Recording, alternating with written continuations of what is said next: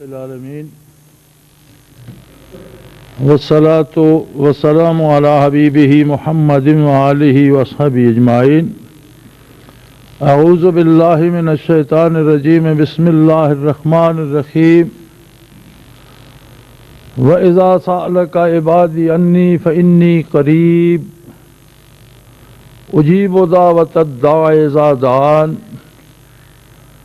فَلْيَسْتَجِيبُوا لِي وَلْيُؤْمِنُوا بِي لَعَلَّهُمْ يَرْشُدُونَ.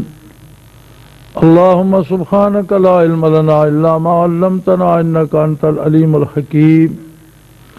مولاي صل وسلم دائما أبدا على حبيبك من زانت به الأسر. آج کا مسلمان روئے زمین پر گرفتار بلا ہے. دنیا کے ایک سرے سے دوسرے سرے تک مسلمانوں کا قتل عام جاری ہے. وہ فلسطین ہو، ہندوستان ہو، کشمیر ہو، افغانستان ہو، الجزائر ہو، یا روس سے 9 آزاد ریاستیں وسط ایشیا میں، شیشان ہو یا بوسینا، جہاں بھی دیکھیں مسلمانوں کی نہ عزت محفوظ ہے، نہ جان محفوظ ہے اور نہ مال محفوظ ہے. اور اس سب کے بعد، اس ظلم و ستم کے بعد دہشت گردی کا الزام مسلمانوں پر ہے. فلسطین میں اسرائیلی مظالم کی کوئی انتہا نہیں رہی، لیکن دہشت گرد فلسطینیوں کو کہا جاتا ہے.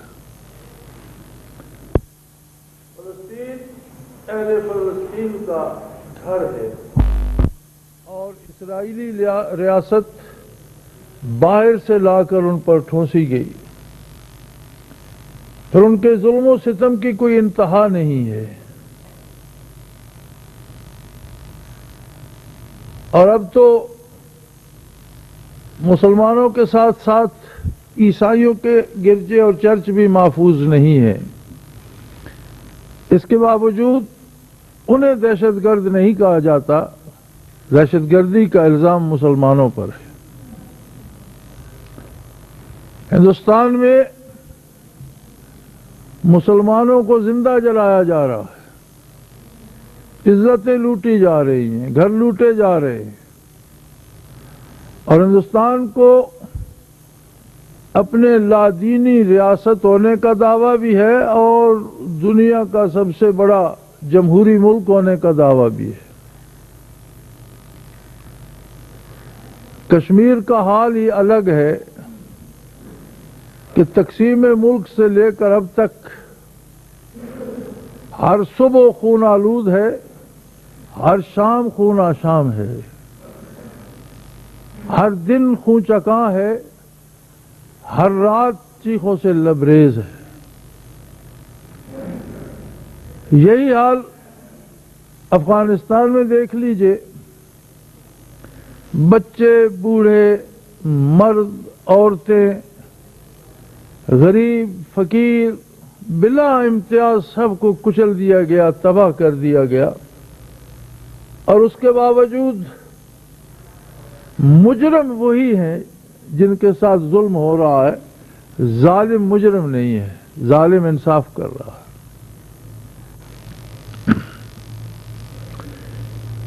یہ جو عالمی صورتحال ہے اور اس میں مسلمانوں کی تباہال صورت جو ہے، 2 سوال اس پہ پیدا ہوتے ہیں. پہلا تو یہ کہ ایسا کیوں ہے جبکہ غیر مسلم طاقتیں اللہ سے بغاوت کرتی ہیں، اللہ کے دین کی باغی ہیں، اللہ کے رسول کی منکر ہیں، آخرت کی منکر ہیں، تو وہ اتنی طاقتور ہیں، اور مسلمان جن کے ساتھ اللہ ہے، جو ہر چیز پہ قادر ہے، جو ہر چیز کا خالق ہے، یہ اس بری طرح پٹ رہے ہیں، ایسا کیوں ہے؟ دوسرا سوال اس پہ یہ پیدا ہوتا ہے کہ اس کا کوئی حل بھی ہے؟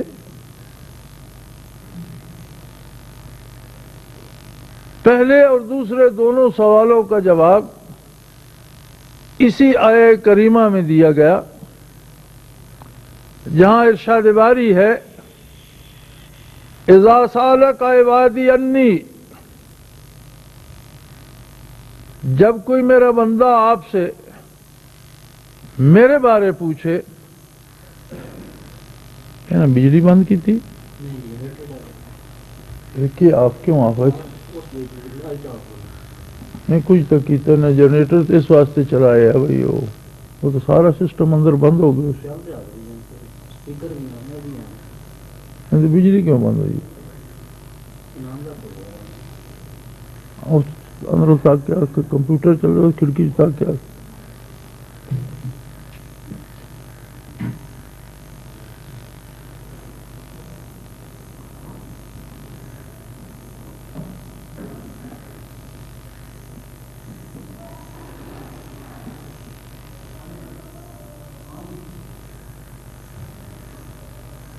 اس آیہ کریمہ میں اللہ رب العزت نے ان دونوں سوالوں کا جواب عطا فرمایا ہے۔ ابتدا اس سے فرمائی ہے اذا سالک عبادی انی، اے میرے حبیب جب آپ سے میرا کوئی بندہ میرے بارے سوال کرے، یہی سوال جو آج امت مسلمہ کا ہے کہ جب ہم اللہ پر ایمان رکھتے ہیں، جب ہم اللہ کی عبادت کرتے ہیں، جب ہم اللہ کو مانتے ہیں، اللہ کی کتاب کو مانتے ہیں، اللہ کے رسول کو مانتے ہیں، اور اللہ ہمارے ساتھ ہے، تو پھر ہمارا یہ حال کیوں ہو رہا ہے؟ اور اگر اللہ ہمارے ساتھ نہیں تو پھر اللہ کہاں ہے؟ اذا سالک عبادی انی، جب میری ذات کے بارے میرا کوئی بندہ سوال کرے، فإنی قریب، اسے بتا دیجئے کہ میں تیری ذات سے بھی زیادہ تیرے قریب موجود ہوں، میں تیرے پاس اس قدر ہوں کہ تو خود اتنا اپنے قریب نہیں ہے جتنا میں ہوں۔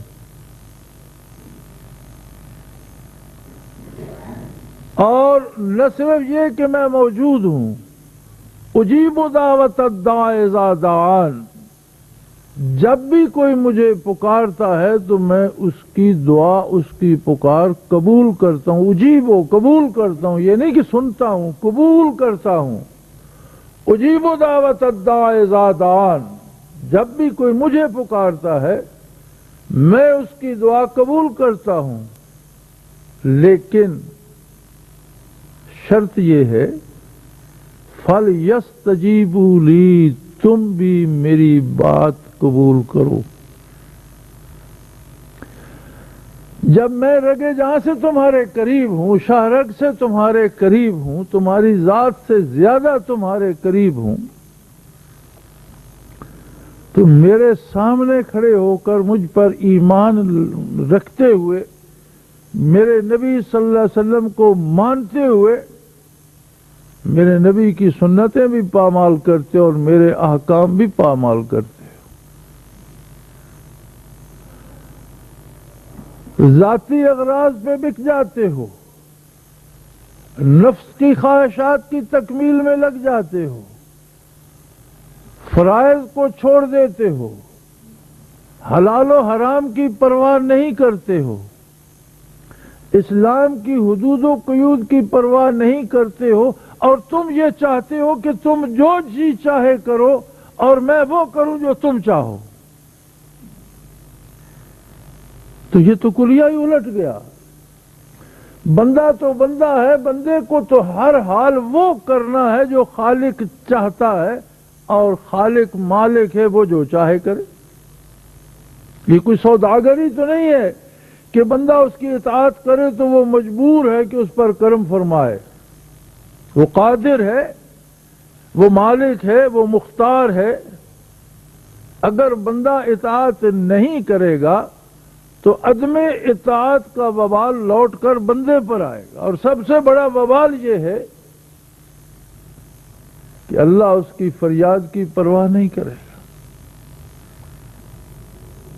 لیکن اگر بندے میں یہ احساس زندہ ہو جائے کہ مجھے اللہ کی اطاعت کرنی ہے اور اپنی بہترین کوشش اس پہ صرف کر دے، تقاضائے بشری، خطا کا ہو جانا، اطاعت کا پورا نہ ہونا، بعض کمزوریوں کا ہو جانا، یہ تو انسانی کمزوریاں ہیں، ان سے تو وہ درگزر فرمانے والا ہے، اس کی رحمت بہت وسیع ہے۔ لیکن ارادہ تن عمل کو ترک کر دینا یہ معیت باری سے محروم کر دیتا ہے۔ فرمایا اجیب دعوت الداع اذا دعان، جب بھی کوئی پکارتا ہے میں اس کی پکار، اس کی درخواست قبول فرماتا ہوں، لیکن شرط یہ ہے فَلْيَسْتَجِيبُوا لِي، تم بھی میری بات قبول کرو، وَلْيُؤْمِنُوا بِي، مجھ پر یقین تو کرو۔ ان دونوں باتوں کا رشتہ بہت عجیب ہے۔ ایک ہے زبانی دعویٰ اسلام لانے کا، اکثر ائمہ کرام بلکہ سوائے امام ابو حنیفہ رحمۃ اللہ تعالی علیہ کے باقی سارے ائمہ فقہ، ائمہ تفسیر، ائمہ حدیث، امام بخاری رحمۃ اللہ تعالی علیہ جیسے لوگ اس بات پر متفق ہیں کہ ایمان عمل کا نام ہے۔ اگر کوئی شخص عمل نہیں کرتا اور دعوے اسلام کرتا ہے تو اس کے دعوے کا کوئی اعتبار نہیں، اس لیے کہ ایمان عمل کا نام ہے۔ امام ابو حنیفہ رحمۃ اللہ تعالی علیہ یہ رعایت دیتے ہیں کہ یہ دعویٰ کرنا کہ میں مسلمان ہوں یہ بھی ایک عمل ہے، یہ کہنا کہ میں مومن ہوں یہ بھی ایک عمل ہے، لہذا اسے بھی مسلمان مانا جائے۔ اور اعمال میں سے آپ صرف صلاۃ کو لے لیجئے، نماز کو لے لیجئے، احکام الہی کا یا فرائض کا انکار تو صریحاً کفر ہے، لیکن ایک شخص انکار نہیں کرتا مگر نماز ادا نہیں کرتا، تو تمام ائمہ اس بات پہ متفق ہیں سوائے امام ابو حنیفہ رحمۃ اللہ علیہ کے کہ اسے ایک دن بھی دعوت دی جائے کہ نماز ادا کرو، وہ انکار نہیں کرتا لیکن نماز ادا نہیں کرتا، دوسرے دن دعوت دی جائے عمل نہیں کرتا، تیسرے دن دعوت دی جائے عمل نہیں کرتا، تو فقہا فرماتے ہیں کہ اسے حکومت کا فرض ہے کہ اسے قتل کرائے اور مسلمان اس کا جنازہ نہ پڑھیں اور اسے مسلمانوں کے قبرستان میں دفن نہ کیا جائے۔ سوائے امام ابو حنیفہ رحمۃ اللہ علیہ کے وہ فرماتے ہیں کہ اسے قتل نہ کرایا جائے، جیل میں ڈال دیا جائے، شاید کبھی توبہ کر لے اور نماز ادا کرنا شروع کر دے، لیکن اگر جیل میں بھی نماز ادا نہ کرے اور بے نمازی کی حالت میں مر جائے تو پھر فتویٰ ان کا بھی وہی ہے کہ نہ اس پر جنازہ پڑھا جائے نہ اسے مسلمانوں کے قبرستان میں دفن کیا جائے۔ یہ تو اہمیت ہے ایک فرض کی، ہر فرض اپنی جگہ اتنا ہی اہم ہے۔ اور یاد رکھیں ہم نے سمجھ لیا کہ نمازیں فرض ہیں، رمضان المبارک کے روزے فرض ہے، زکوٰۃ فرض ہے، حج فرض ہے، صرف یہی فرائض نہیں ہیں، جن احکام کا حکم قرآن نے براہ راست دیا وہ سارے فرض ہیں۔ رزق حلال کمانا فرض عین ہے، جس طرح نماز فرض ہے اسی طرح رزق حلال کے لیے جائز محنت کرنا، مزدوری کرنا، کاروبار کرنا، ملازمت کرنا اور حلال رزق حاصل کرنا فرض ہے۔ اسی طرح معاشرے میں اخلاق و کردار کے ساتھ رہنا فرض ہے، اس لیے کہ اس کا حکم قرآن نے براہ راست دیا ہے۔ اسی طرح بڑوں کی عزت اور چھوٹوں سے شفقت فرض ہے۔ اسی طرح جہاں ظلم ہو رہا اسے روکنے کے لیے جہاد فرض ہے، کسی کو تنگ کرنے کے لیے نہیں، کسی کو تباہ کرنے کے لیے نہیں، مظلوم کو ظلم سے بچانے کے لیے اپنی جان تک نچھاور کر دینا یہ جہاد ہے اور یہ فرض ہے۔ جتنے احکام کتاب الہی نے براہ راست دیے ہیں وہ سارے فرض عین ہیں، سارے فرض ہیں۔ قرآن کی آیت سے یا قرآن کی نص سے جو حکم ثابت ہوتا ہے وہ فرض ہوتا ہے۔ اگرچہ اب یہ رواج ہو گیا کہ ہم نے فرائض کو یہاں تک محدود کر لیا کہ نماز پڑھ لی یا کسی پر حج فرض ہو گیا یا کسی نے زکوٰۃ دے دی، صرف یہی فرض نہیں ہے بلکہ زندگی کے تمام شعبوں کے جتنے احکام براہ راست کتاب اللہ سے ثابت ہے وہ سارے فرض ہیں۔ اب آپ اندازہ کیجئے کہ ترک فرض کی سزا کیا ہے، اور ہم میں سے امت مسلمہ میں سے آپ روئے زمین پر نگاہ دوڑائیے، آپ مغرب کو، مشرق وسطیٰ کو، مشرق بعید کو، اپنے ملک کو، اپنے پڑوسیوں کے ملک کو، دنیا کی 56 مسلمان ریاستوں میں سے دیکھیے کتنے مسلمان فرائض پر کاربند ہیں۔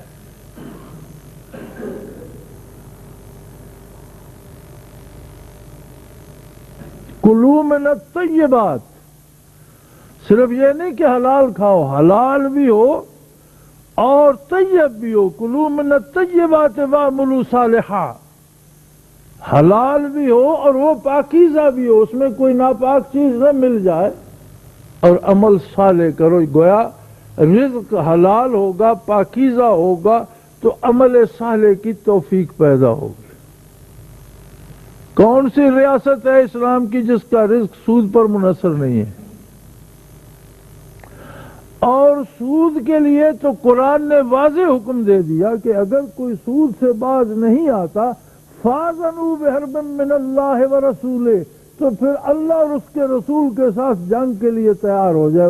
اس کے لیے اللہ کی طرف سے اور اللہ کے حبیب صلی اللہ علیہ وسلم کی طرف سے اعلان جنگ ہے۔ سارے کے سارے مسلمان سودی معیشت میں زندہ رہ کر سود کھا کر پوچھتے ہیں اللہ کی رحمت کہاں ہے۔ اپنا کردار دیکھو تو مسلمانوں نے اللہ سے، اللہ کے حبیب صلی اللہ علیہ وسلم سے اعلان جنگ کو قبول کر رکھا ہے۔ ہم سے مغرب کی مخالفت نہیں ہوتی، ہم سے کافرانہ نظام معیشت کی مخالفت نہیں ہوتی، لیکن اللہ اور اللہ کے رسول کے ساتھ جنگ کے لیے ہم تیار ہیں۔ تو جب آپ مخالف سامنے آمنے سامنے کھڑے ہو کر جنگ کے لیے تیار ہیں تو پھر دعا کس کے لیے مانگتے ہیں، کس سے مانگتے ہیں؟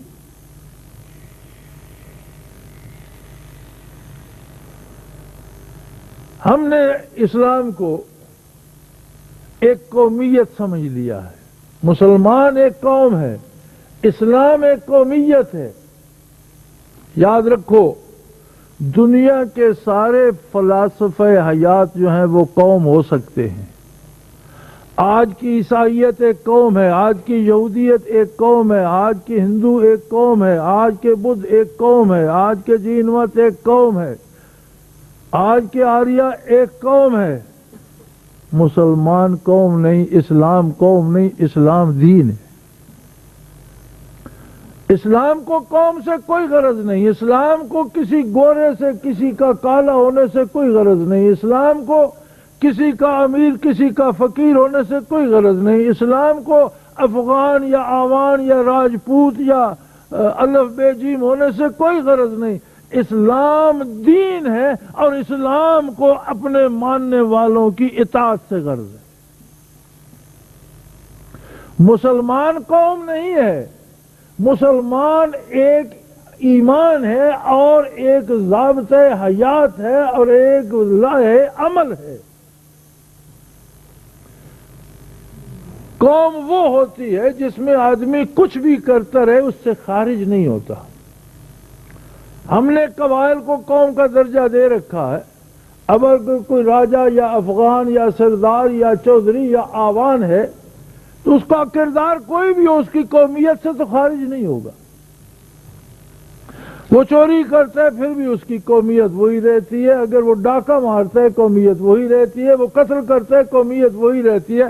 لیکن اسلام قومیت نہیں، اسلام دین ہے۔ جب اس کی خلاف ورزی کرتا ہے تو اللہ کی طرف سے اسے رحمت سے محروم کر دیا جاتا ہے، اسلام سے خارج کر دیا جاتا ہے۔ اگرچہ دنیا میں اس کا دعویٰ بھی رہتا ہے، لیکن یہ فیصلہ تو روز حشر ہوگا، اور قرآن کریم نے منظر کشی فرمائی ہے قیامت کی کہ جب لوگ قبروں سے اٹھیں گے تو مسلمان کہلانے والے یا اسلام کا دعویٰ رکھنے والے تو سارے لوائے حمد کی طرف دوڑیں گے، جو آقا نامدار حضرت محمد رسول اللہ کا جھنڈا میدان حشر میں گڑا ہوگا، اور آپ کے اطاعت گزار اور آپ کے عاشق اور آپ سے محبت کرنے والے جوک در جوک اس کے سائے میں جا رہے ہوں گے، تو بے شمار لوگ دوڑیں گے، تو بہت سے لوگوں کو فرشتے روک لیں گے وہ حکم الہی، اور اس طرف جانے نہیں دیں گے۔ تو حضور فرمائیں گے، آقا نامدار صلی اللہ علیہ وسلم فرمائیں گے کہ جب یہ لوگ مسلمان ہونے کا دعویٰ کرتے ہیں، جب یہ میری امت ہی ہونے کا دعویٰ کرتے ہیں، جب یہ میرے فرما بردار ہونے کا دعویٰ، تو انہیں میرے پاس آنے سے کیوں روکا جا رہا ہے؟ ارشاد باری ہوگا اِنَّ قَوْمَ اتَّخَذُوا هَٰذَا الْقُرْآنَ مَهْجُورًا، یہ وہ لوگ ہیں جن کی زندگیوں سے قرآن خارج ہو چکا۔ یہ زبانی کہتے تھے ہم مسلمان ہیں، یہ زبانی کہتے تھے ہم رسول اللہ صلی اللہ علیہ وسلم کو مانتے ہیں، لیکن قرآن کے مطابق ان کا عمل نہیں تھا، انہوں نے اپنی زندگی سے قرآن کو یکسر خارج کر دیا تھا۔ یہ صرف زبانی کلامی بات تھی، عملاً نہ یہ حلال کھاتے تھے، نہ یہ عبادت کرتے تھے، نہ یہ جھوٹ سے پرواہ کرتے تھے، نہ کسی کی جان مال آبرو کی پرواہ کرتے تھے۔ یہ ایسے لوگ نہیں ہیں کہ انہیں آپ کی خدمت عالی میں حاضری کی اجازت دی جائے۔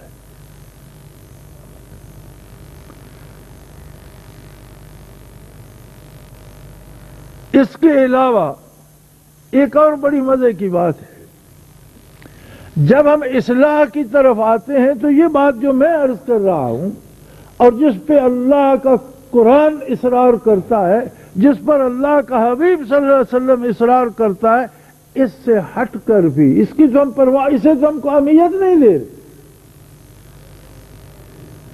اس لیے کہ ہم اسلام کو دین نہیں قومیت سمجھے بیٹھے، میں جو جی چاہے کرو، مسلمان تو ہم ہیں، لیکن اسلام دین ہے، جو جی چاہے کرے گا وہ جہاں جی چاہے جائے گا، اسلام اسے قبول نہیں کرے گا۔ اور جب باطنی طور پر، قلبی طور پر، روحانی طور پر اس کا رشتہ اسلام سے منقطع ہو گیا تو وہ دعوی اسلام لیے پھرے۔ اب ان بدکاروں کے ساتھ ایسے لوگ بھی پس جائیں گے جو واقعی اللہ کے اطاعت گزار ہوں گے، لیکن وہ شہید ہوں گے اور یہ مردار ہوں گے۔ اب تو امریکن ریڈ کراس نے بھی یہ بات کہی، اور میں نے خود یہ بات ان سے سنی بھی، دیکھی، ویب سائٹ پہ بھی دیکھی، کہ افغانستان میں اگر طالبان کے کسی فوجی کی نعش ملتی ہے، اس کی میت ملتی ہے، تو ہم پہچان لیتے ہیں کہ یہ طالبان کا ہے۔ یہ کیسے پہچان لیتے؟ وہ کہتے ہیں ان کی میت خراب نہیں ہوتی۔ اگر مہینوں بعد بھی ملتی ہے تو ایسے پتہ چلتا ہے آدمی سو رہا ہے اور وہ تر و تازہ ہوتی ہے، جبکہ باقی میتیں امریکن کی بھی ہیں، دنیا کی مختلف فوجیوں کی بھی ہیں، اور ان کے ساتھ شمالی اتحاد کی بھی ہیں، وہ ساری گل سڑ جاتی ہیں، ان میں کیڑے پڑ جاتے ہیں، تباہ ہو جاتی ہیں۔ چلو آپ امریکن کو، یورپین کو، غیر مسلم کو چھوڑ دیجئے، کیا شمالی اتحاد والے خود کو مسلمان نہیں کہتے؟ کیا ان کی اتنی بڑی بڑی داڑیاں نہیں ہیں؟ کیا وہ میدان جنگ میں بھی نمازیں نہیں پڑھ رہے؟ آپ نے ٹیلی ویژن پر نہیں دیکھا؟ کیا ان کے ہاتھوں میں تسبیح نہیں ہوتی؟ اس سب کے باوجود وہ مردار کیوں ہیں اور وہ شہید کیوں ہیں؟ اس لیے کہ یہ دنیا کے لالچ میں، دولت کی ہوس میں، اقتدار کے لالچ میں دین کو ختم کر کے کافرانہ نظام رائج کرنے کے لیے لڑ رہے ہیں۔ اس لیے دنیا کی کافر طاقتیں ان کی پشت پر ہیں، اور وہ لڑ رہے ہیں کفر کو ختم کر کے دین کو نافذ کرنے کے لیے۔ یہی فرق ہے نا طالبان میں اور شمالی اتحاد میں۔ یہی فرق ہے نا، قومیت سب کی ایک ہے، ملک سب کا ایک ہے، رنگ سب کا ایک ہے، نسلیں سب کی ایک خطے کی ہیں، خوراک سب کی ایک ہے، قد کاٹ ایک جیسا ہے، داڑیاں ایک جیسی ہیں، تسبیحیں ایک جیسی ہیں، نمازیں بھی پڑھے جا رہے ہیں ہماری طرح، جس طرح ہم سود کھا کے نمازیں پڑھے جا رہے ہیں۔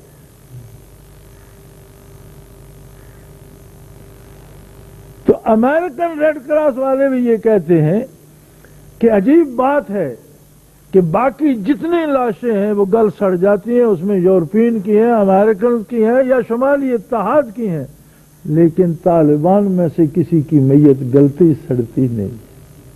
وَلَا تَقُولُوا لِمَن يُقْتَلُ فِي سَبِيلِ اللَّهِ أَمْوَاتٌ بَلْ أَحْيَاءٌ وَلَٰكِن لَّا تَشْعُرُونَ، جو زندہ ہوتا ہے اس کا وجود گلتا سڑتا نہیں ہے۔ تو وہ لوگ جو عامت المسلمین کی گمراہی کی وجہ سے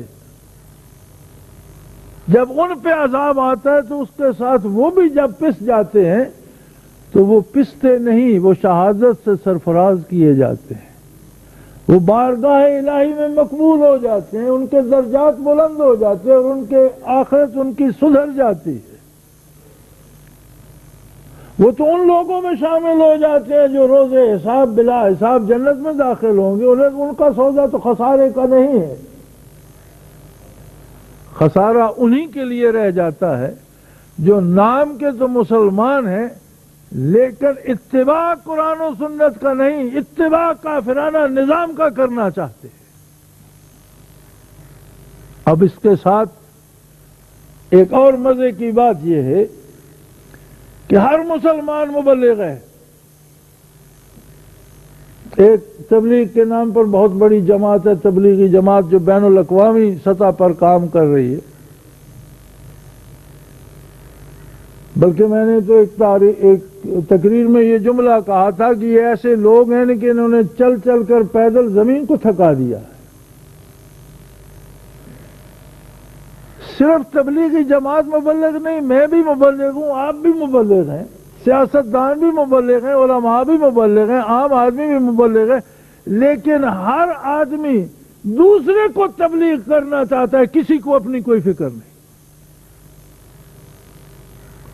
روزانہ میرے پاس روزانہ یہ سوال، علماء متحد کیوں نہیں ہوتے؟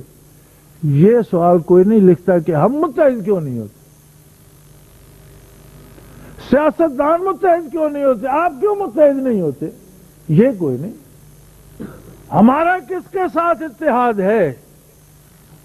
خود ہمارا اتحاد تو اللہ کے رسول کے ساتھ بھی نہیں ہو رہا، تو آپ کس طرح امید رکھتے ہیں کہ آپ کے جو لیڈر ہیں وہ متحد ہو جائیں گے؟ نبی علیہ الصلوۃ والسلام کا ارشاد ہے، اعمالکم اموالکم، تمہارا کردار ہی تم پر حکومت کرے گا، تمہارے اعمال ہی تم پر حاکم ہوں گے۔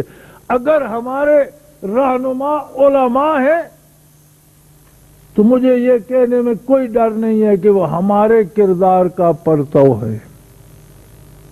ہم بھی بکتے ہیں، وہ بھی بکتے ہیں، ہم بھی مفادات کے پیچھے جاتے ہیں، وہ بھی جاتے ہیں۔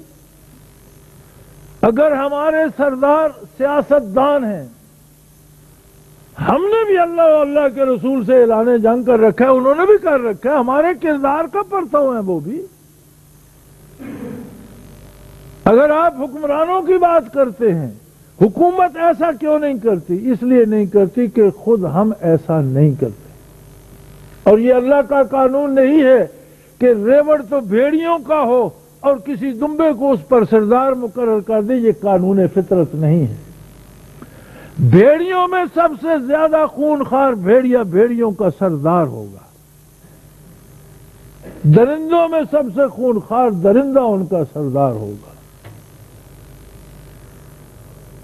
لیکن اگر کوئی مفید جانور ہے تو سب سے زیادہ مفید ان میں جو ہوگا، سب سے زیادہ خوبصورت ان میں جو ہوگا، سب سے زیادہ پیارا ان جانوروں میں جو، وہ ان کا سردار ہوگا۔ آپ گائے بھینس میں دیکھ لیں، دودھ نہ دینے والی، زیادہ مارنے والی بدشکل بھینس کو کوئی اچھا سمجھتا ہے؟ اسی کو اچھا سمجھیں گے مفید جانوروں میں جو زیادہ مفید ہوگی۔ اگر ہم سدھر جائیں، ہم میں اتفاق و اتحاد آ جائے، ہم میں اللہ کی اطاعت آ جائے، تو کوئی غیر اطاعت کرنے والا ہم پر حکمران رہ سکتا ہی نہیں۔ ہم یہ سمجھتے ہیں کہ اصلاح ہو رہی ہے، گرجے میں بم پھینک دو اصلاح ہو گئی، مسجد میں گولی چلا دو اصلاح ہو گئی، کسی امام باڑی یا شیعوں کے جلوس میں 2 گرنیڈ پھینک دو اصلاح ہو گئی۔ یہ کون سا اصلاح کا طریقہ ہے؟ کون کرتا ہے یہ؟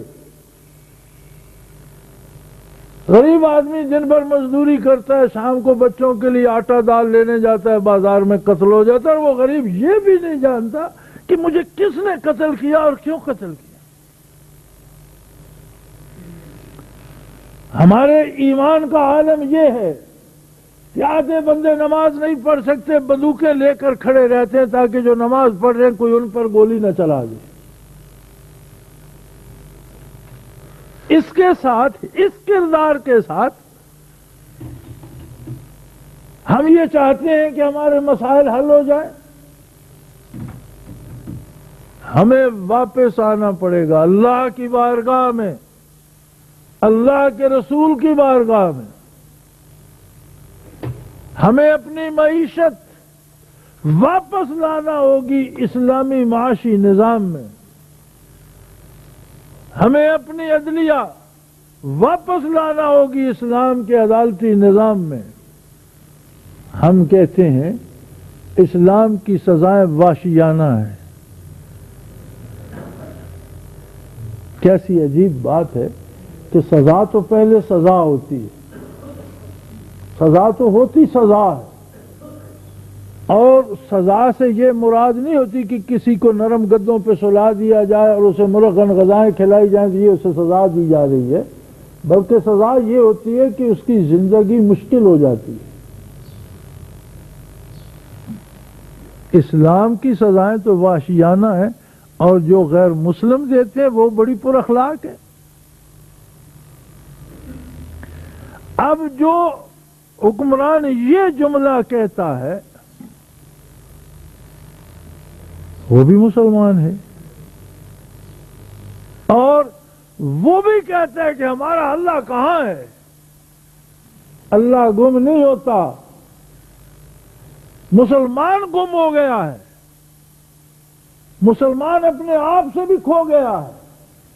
اللہ موجود ہے، غیر موجود ہے تو ہم ہیں،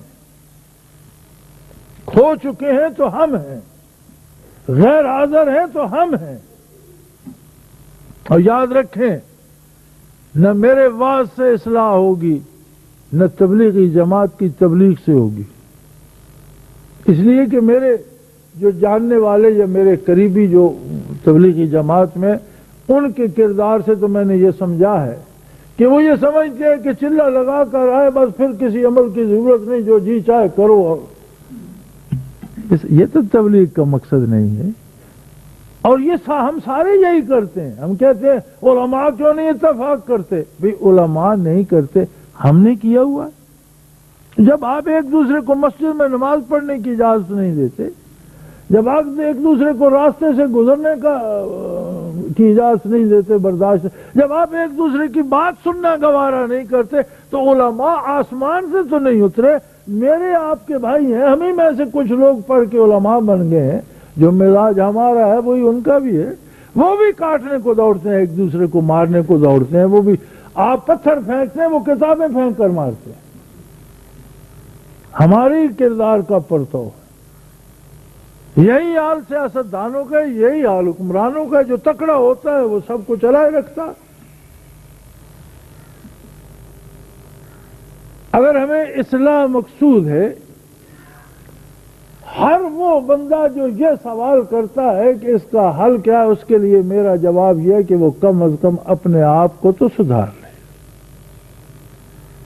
ایک فرد کی اصلاح تو ہو جائے، ایک بندہ تو حلال کھانا شروع کر دے، ایک بندہ تو دیانتداری سے مزدوری کرے اور حلال روزی کمائے، ایک بندے سے تو کسی کی جان مال آبرو کو خطرہ نہ ہو، ایک بندہ تو ایسا ہو جو کسی کی عزت کو تحفظ نہ دے سکے تو لوٹے نہیں، ایک بندہ تو ایسا ہو جو کسی کی جان بچا نہ سکے تو اس کی جان کے لیے خطرہ نہ بنے، ایک بندہ تو ایسا ہو جو کسی کو مالی امداد دے نہ سکے تو اس کے پاس جو کچھ ہے وہ نہ چھینے، وہ چھیننے کا نہ سوچے۔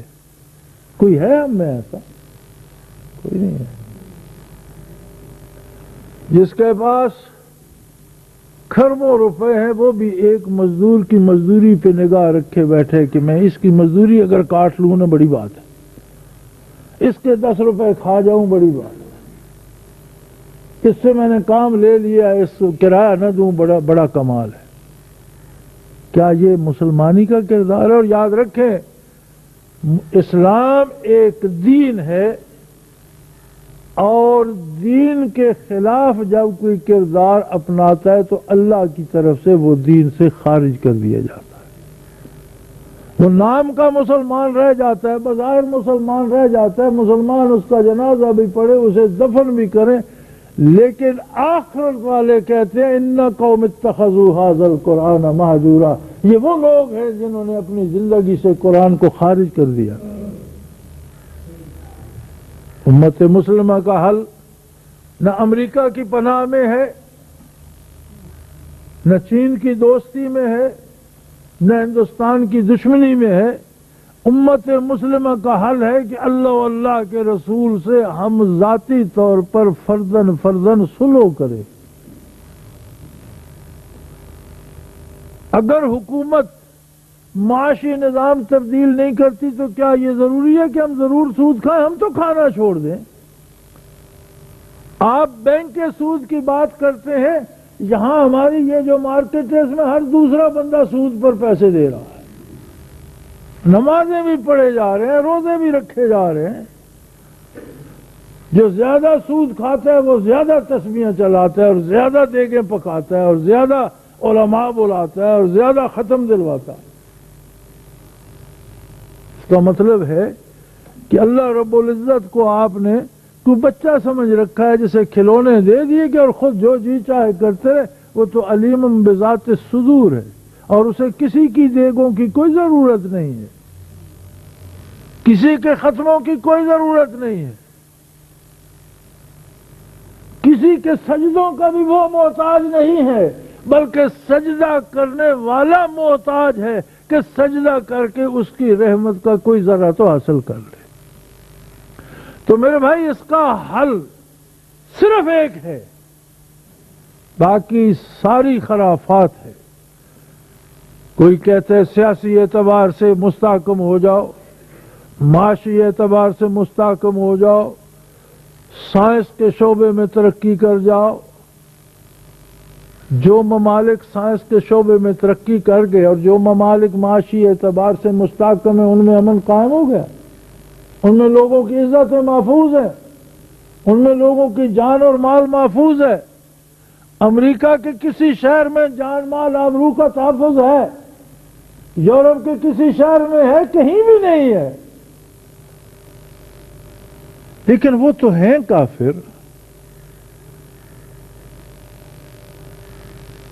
جو اسلام کا دعویٰ کرنے والے 200 کروڑ کے لگ بھگ زمین پر بستے ہیں، ان میں کتنے ہیں جن کے بارے آپ کہہ سکتے ہیں کہ یہ حلال کھاتا ہے؟ کتنے ہیں جن کے سچ پہ اعتبار کیا جا سکتا ہے؟ کتنے ہیں جن سے کسی کی جان مال آبرو کو خطرہ نہیں ہے؟ میرے بھائی امت مسلمہ کے مسائل کا بحثیت امت نے یا ملکی مسائل کا بحثیت ملک لے، ایک ہی حل ہے کہ ہم فرداً اپنی اصلاح کر لیں، اپنی صلح کر لیں اللہ و اللہ کے رسول کے ساتھ۔ اور یاد رکھیں، یہ بھی میری بات نوٹ فرما لیجئے کہ جو شخص اطاعت الہی اختیار کر لے گا، اگر زمین پر آگ بھی برستی رہی تو وہ محفوظ رہے گا، اور اگر مرے گا بھی تو شہادت پائے گا، پھر بھی کامیاب ہوگا، اس کا نقصان نہیں ہوگا۔ نقصان انہی کا ہوگا جو اللہ کی اطاعت نہیں کرتے۔ کتنی بڑی آگ جلائی تھی نمرود نے، جس میں سیدنا ابراہیم خلیل اللہ کو پھینک دیا گیا،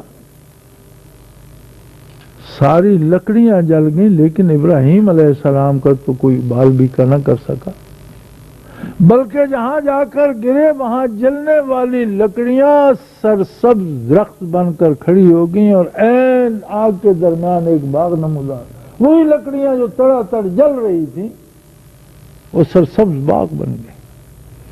آج بھی اگر عشق ابراہیمی، آج بھی اگر یقین محمدی، آج بھی اگر عشق مصطفیٰ ہمارے دلوں میں در آئے تو یہ دنیا بھر کے مصائب کا حل نکل سکتا ہے، دنیا بھر کی تکلیفوں کا جواب نکل سکتا ہے، دنیا بھر کی پریشانیوں کا حل نکل سکتا ہے۔ لیکن ہماری بد نصیبی یہ ہے کہ ہم میں سے ہر ایک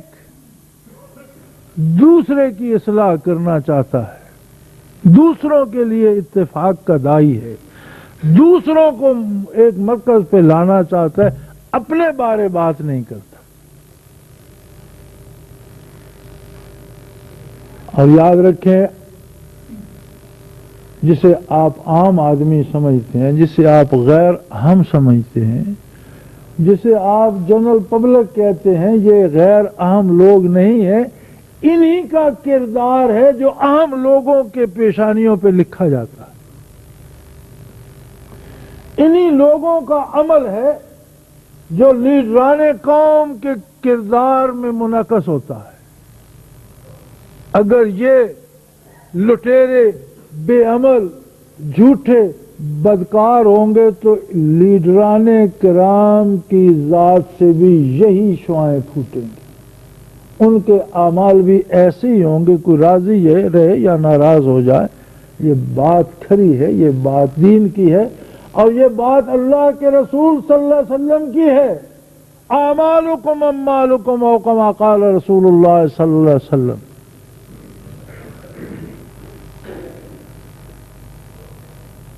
تو میری گزارش یہ ہے کہ رات بھی بہت سے دوستوں نے یہ سوال کیے مجھ پر، کیونکہ یہاں کمپیوٹر پہ بین الاقوامی گفتگو ہوتی ہے اور لوگ دنیا کے مختلف ممالک سے سوال پوچھتے ہیں، اور اب بھی یہ ساری تقریر پوری دنیا میں جا رہی ہے اور دوست سن رہے ہیں، جنہوں نے رات سوال کیے ہیں وہ بھی سن رہے ہیں۔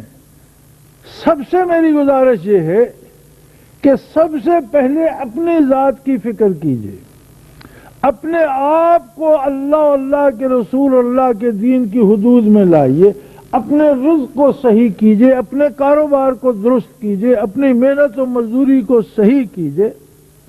آپ کی اصلاح آپ کے ارد گرد رہنے والوں کے لیے اصلاح کا سبب بن جائے گی، اور یہ خوشبو پھیلنا شروع ہوئی تو عالم اسلام ایک گلشن بن جائے گا۔ لیکن اب اگر آپ یہ چاہیں، رات یہ سوال بھی تھا علماء متحد کیوں نہیں ہوتے، میں یہ پوچھتا ہوں آپ کیوں متحد نہیں ہوتے؟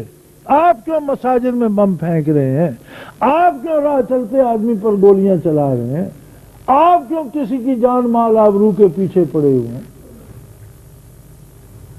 حضرات، ہماری مصیبتوں کا ذمہ دار کوئی دوسرا نہیں ہے، ہم ہیں کہ دعوی اسلام کے ساتھ دامن اسلام کو ہم نے چھوڑ دیا۔ اللہ ہمیں توفیق دے، ہم واپس آئیں، ہم اللہ سے وفا کریں، اللہ کے حبیب سے وفا کریں، زمین کا ہر ذرہ، آسمان سے برسنے والی ہر بوند ہم سے وفا کرے گی۔ دنیا کی کوئی بڑی طاقت اسلام کے مقابلے میں کھڑی نہیں رہ سکتی، لیکن اگر ہم اسلام کو الگ کر دیں تو ہماری کیا حیثیت ہے کہ ہم دنیا کی طاقتوں کو چیلنج کرتے پھریں۔ وآخر دعوانا ان الحمد للہ رب العالمین۔